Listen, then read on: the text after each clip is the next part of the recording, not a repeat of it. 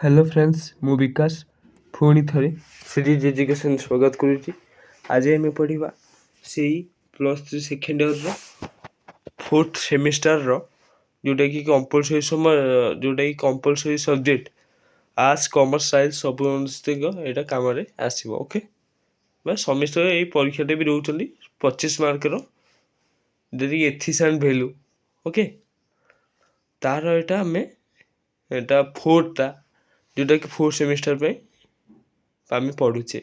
Okay तार गोटे मु वीडियो 2 मार्किया आलोचना करी आर मु प्ले लिस्ट करदेवी सब से वीडियो गुरा अच्छी सब से प्ले लिस्ट में पढ़े। ओके ये टोटाली जो नैतिक मूल्यबोधर छात्र जीवन तार यहाँ समुदाय गोटे विषय 4टा यूनिट अच्छी मुझे से 4टा यूनिट की लेकिन सब मु क्वेश्चन सब तैयारी करुचे जोटा कि तुम वीडियो बनाऊँ। ओके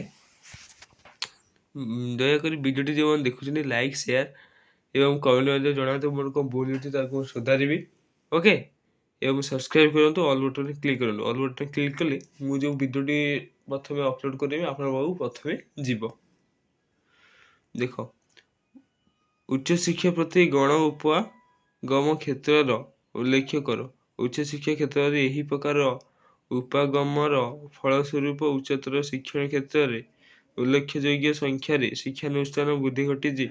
उच्च शिक्षा स्तर में छतु फुटिला परी कॉलेज गुड़िकर द्रुत वृद्धि घटी। यही कॉलेज गुड़िक डिग्री विक्रय करने केन्द्र पलटि। यही अनुष्ठान गुड़िक इंजीनियर फार्मासी एवं मैनेजमेंट परी पेशादार बा व्यावसायिक पाठ्यक्रम को खोली था। तेणु सरकार यहीपरी कॉलेज गुड़िक उपर नियंत्रण रखा उचित।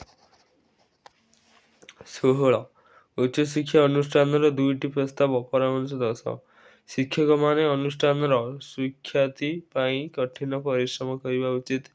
शिक्षादान नूतनत्व प्रवर्तन करने स्वाधीनता न थाए। 17 जातीय उच्च शिक्षा नियात्मक परिषद कौन?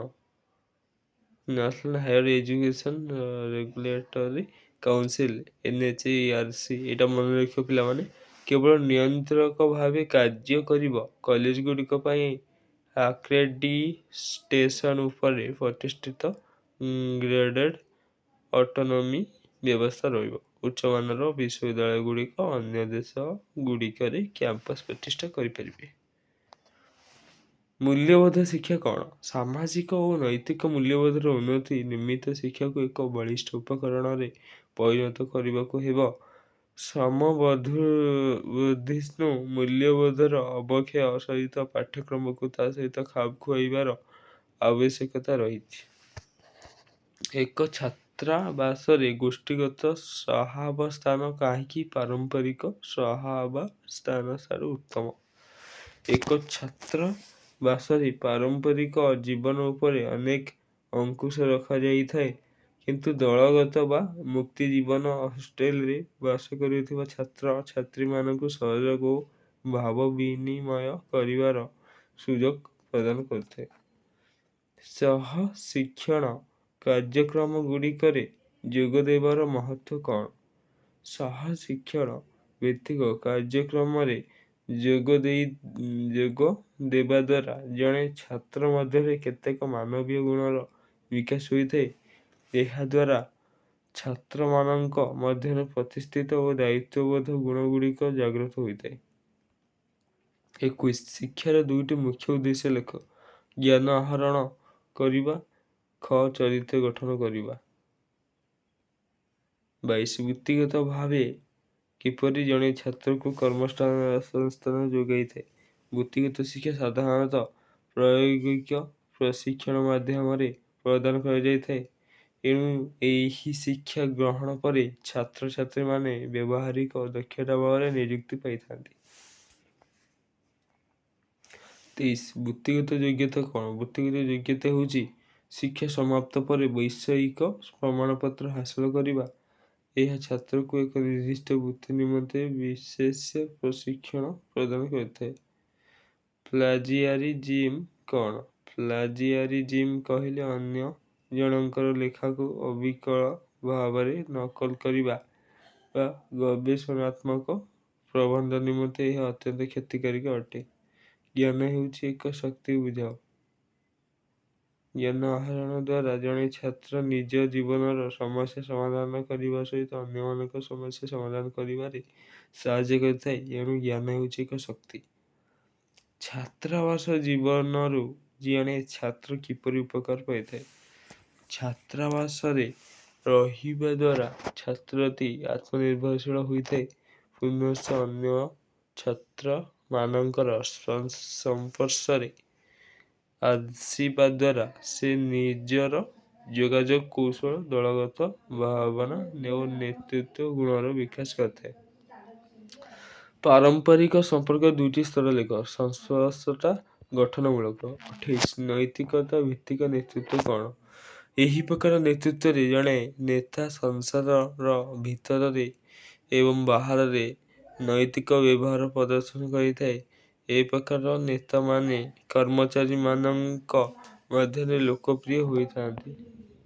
ପୁରୁଷ ଓ ମହିଳାମାନଙ୍କ ମଧ୍ୟରେ ରହିଥିବା ଦୁଇଟି ପାରସ୍ପରିକ ସମ୍ପର୍କ ଲେଖ। ବିବାହ କ୍ଷେତ୍ରରେ ପ୍ରତିଶ୍ରୁତିବଦ୍ଧତା ଓ ପିତାମାତାଙ୍କର ପରସ୍ପର ବିଶ୍ୱସନୀୟତା।